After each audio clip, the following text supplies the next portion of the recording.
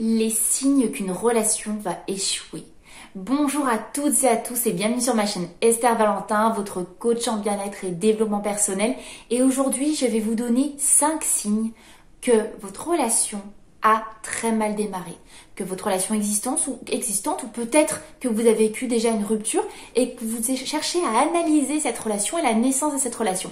Donc là, on va vraiment parler de 5 signes en début de relation qui vont vous aider à voir que vraiment les bases sont très mal posées et que ça va très mal continuer si ça n'est pas rétabli très rapidement. Si c'est possible de le rétablir, on va voir ça ensemble.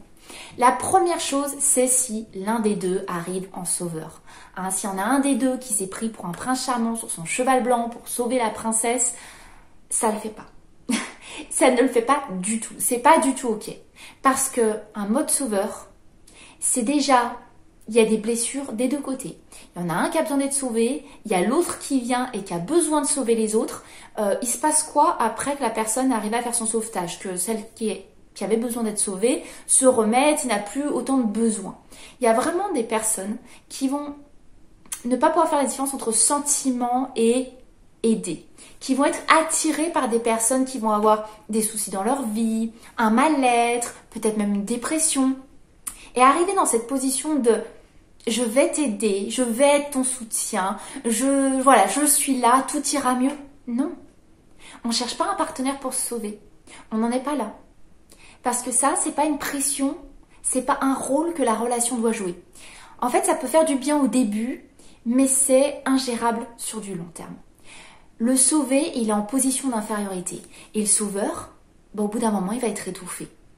Et ça, ce déséquilibre de début de relation, à remettre après en place, à refaire l'équilibre ensuite, c'est compliqué. Surtout si le sauveur n'arrive pas à avoir le souci et qu'il est toujours en demande de sauver quelqu'un, il va se tourner vers une autre personne à sauver. Donc ça, c'est vraiment des problèmes internes à régler, c'est hyper important. Mais faites attention, messieurs ou mesdames, c'est vrai que ça arrive beaucoup plus à mes coachs et femmes, d'avoir cet homme qui se présente dans votre vie et tu vas voir, tout sera plus simple parce que je suis là, je suis ton sauveur.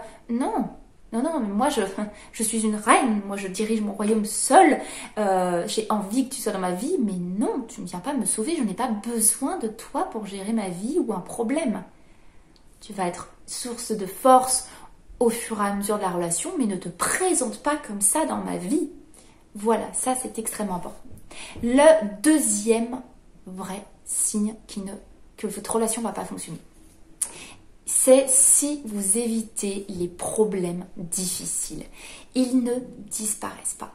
Les problèmes difficiles, s'ils ne sont pas surmontés, ils ne disparaissent pas. Et s'ils ne sont pas surmontés ensemble. Donc vraiment, tout ce à quoi on fait face, ça s'efface. Et en plus, on grandit ensemble. Donc quand on a déjà mis en place une relation où on évite complètement les conflits, les problèmes, qu'est-ce qui va se passer après au fur et à mesure de la relation quand elle va encore grandir et que des problèmes externes vont se présenter? Si déjà on a accumulé des conflits qu'on n'a pas pu régler, des difficultés qui ne sont pas réglées. Le troisième signe que la relation va échouer, c'est vraiment si dans la relation l'un des deux se coupe de ses autres relations. Je parle de tous les proches, famille, amis, vraiment qui se mettent dans une position tu es tout ce dont j'ai besoin. C'est la bombe à retardement du couple. C'est vraiment une bombe à retardement dans le sens où ce n'est encore une fois pas le rôle d'une relation. La vie sentimentale est une partie de la vie. Elle n'est pas la vie entière. Et quand je dis que c'est une bombe à retardement, c'est si l'autre s'en va, s'il y a des problèmes, il reste quoi? Il faut un équilibre des domaines de vie. On n'abandonne pas ses anciennes relations. Bien sûr, on fait des concessions. Bien sûr, on divise un peu son temps parce que y a une nouvelle personne qui rentre dans notre vie en début de relation. Donc voilà, on va s'accorder un petit peu. On va faire un petit peu de concessions. On va libérer du temps pour rencontrer cette personne. Mais on ne fait pas plus que ça. On n'abandonne pas non plus des amis. On n'abandonne pas sa famille. Si vous les voyez avant toutes les semaines, que vous passez une fois tous les 3 mois, il y a un problème. Il n'y a rien à sacrifier. Absolument pas les autres relations. Le quatrième signe, ça va vraiment être le manque de confiance. Attention, vous savez que je vais préciser. Le manque de confiance, c'est vraiment les soupçons injustifiés. des soupçons vraiment en démesure, injustifiés, hein, vous n'avez pas de raison d'avoir des doutes, il n'y a pas de preuves concrètes, on s'en crée, on est dans le manque de confiance, on est dans le doute, ça essouffle. Ça essouffle la relation, ça essouffle le partenaire, ça épuise la relation, ça épuise l'autre. Donc déjà c'est injuste pour le partenaire et en plus c'est une souffrance pour celui qui vit ce manque de confiance. Ça empêche vraiment de vivre la relation réellement avec l'autre. On est tellement obnubilé par la méfiance et le manque de confiance, s'il n'y a pas de raison d'en avoir, d'apporter ça, mais c'est hyper injuste pour la relation, pour le partenaire. Et c'est hyper étouffant. La confiance, il y a un moment, si on rentre dans une relation et qu'on a choisi cette personne, on se dit qu'on peut lui accorder. À lui d'en faire ce qu'il voudra, il la brisera, ok, à la rigueur, il n'y a pas de deuxième chance, d'accord.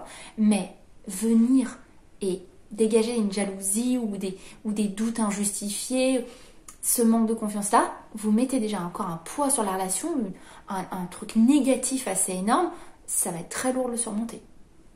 Le 5e et dernier signe, et pas des moindres, c'est que je l'ai encore entendu en coaching aujourd'hui pour vous dire.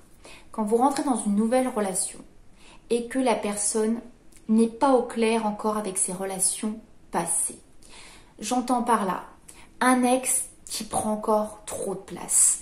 Un ex qui prend trop de place dans votre relation parce que vous allez le ressentir maintenant que vous êtes rentré dans la vie de cette autre personne. Et donc cet ex, par exemple, appelle pour des choses qui ne sont absolument pas essentielles. On n'est pas juste dans un lien amical, etc. Il y a un excès. Arrivez à faire cette juste mesure de l'excès, de choses qui ne sont pas justifiables du tout, de choses qui ne sont pas essentielles, de l'aide inutile par exemple, et que votre partenaire ne pose aucune limite. Eh bien, il est possible que ce partenaire n'ait pas encore tout réglé. Et qui dit qu'il n'a pas tout réglé, qu'il n'a pas pu encore couper un lien qui ne devrait plus exister pour qu'il se dirige dans le lien que vous avez ensemble, c'est peut-être qu'il n'est pas prêt à s'engager complètement avec vous. Et sachez-le que vous êtes en train de vous diriger dans une relation où l'autre n'est peut-être pas encore tout à fait disponible. Et c'est là que vous allez devoir prendre un choix. Parce que si cette personne, si ce partenaire n'arrive pas à dissocier les deux, ne voit pas que son passé n'est pas réglé et entremêle un peu les deux, dites-vous que vous, déjà, vous allez toujours être dans l'insécurité. Et de deux, c'est pas à vous de vous battre pour qu'on vous donne de la place. Ça doit se faire naturellement. La place doit vous être faite comme vous en faites pour votre partenaire qui vient d'entrer dans votre vie. Vous n'avez pas à combattre pour gagner cette place. Vous la gagnez simplement en restant le meilleur de vous-même, en concentrant vos efforts à faire grandir la relation, mais certainement pas à se battre contre une autre personne qui prend encore trop de place dans cette jeune relation. Ce n'est pas du tout votre rôle. Ça va être à vous de dire non. Non, ton passé n'est pas réglé. En tout cas, même si tu crois que si, pour moi le lien est trop présent, je n'arrive pas à trouver ma place.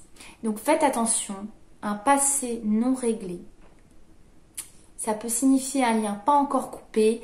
En tout cas, la personne a besoin de mettre les choses au clair dans sa tête, dans sa vie, pour arriver disponible autant que vous dans la relation. C'est la moindre des choses. Voilà ces fameux 5 signes qui montrent vraiment que le début de relation va certainement amener à une relation qui va échouer. Donc en tout cas, ce sont des signes qu'il ne faut pas négliger, mettre de côté et se dire ça va passer. Non, maintenant qu'on en a parlé ensemble, on les regarde, on les voit bien et on met le doigt dessus sereinement pour essayer de faire la relation sereine que vous méritez. Si cette vidéo vous a plu, n'hésitez pas à la liker, ça me ferait toujours très plaisir. Abonnez-vous pour d'autres conseils sur le sujet. Et vous savez que de toute façon, moi je vous lâche pas et que je vous revois très très vite dans une prochaine vidéo. Bye bye.